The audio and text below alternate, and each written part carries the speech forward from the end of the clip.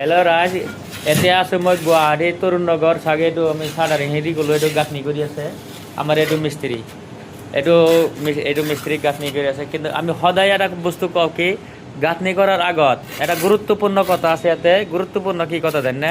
গাঁথনি কৰাৰ আগত এইটো পোষ্টটো আগত হেকিং কৰিব লাগিব। হেকিং কৰি তেনে বহুতৰে চাওঁ এই ৱালৰ এই ৱালৰ চাইডে চাইডে ফাঁক মিলে লাষ্টত, কিন্তু সেই বস্তুটো ফাঁক নিমিলিব। কেনেকৈ ফাঁক নিমিলিব? আপনার এই এনেকৈ ফাৰ্ষ্টত হেকিং কৰিব লাগিব। হেকিং কৰি তাৰপিছত পানী দি জিকাই খোলা মাৰি এনেকৈ খোলা মাৰি অলপমান বালি মছলা পাই যাব লাগিব, তেতিয়াই বস্তুটো ভাল হয় বেছি।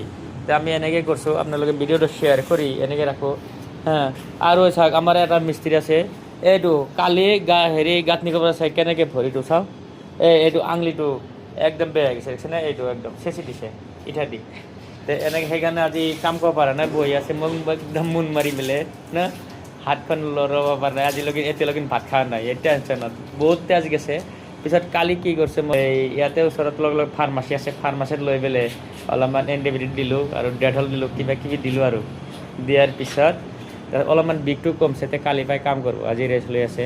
তে আপোনালোকে কিবা হ'লে লগে লগে মিস্ত্ৰীক অলপমান চাব, তেতিয়া কামটো ধুনীয়াকৈ কাম কৰিব। আৰু এটা আমাৰ এইটো চাকদাৰ আহিছে, এইটো বহুত দূৰত। হ্যাঁ, কষ্ট হৈছে। ইটা মিস্ত্ৰী এইটো এতিয়া সিহঁতে ভাত খাব, সেইকাৰণে বেছি হেৰি মাত নাই, ভোক লাগছে না। তে আপোনালোকে ভিডিঅ'টো এনেকৈ শ্বেয়াৰ কৰি ৰাখি তেতিয়া ক'ত কি হয়, কেনেকৈ কামৰ আইডিয়াবিলাক আপোনালোকে পাব। তে যেতিয়া যদি গাঁথনিটো ভাল কৰে সদায় ভাল, পিছত লগিন কি ৰিপেয়াৰিং কৰিব লাগে। আমিও বহুতকেইটা ৰিপেয়াৰিং কৰিছোঁ, হ্যাঁ, পুৰণা বিল্ডিংবিলাক।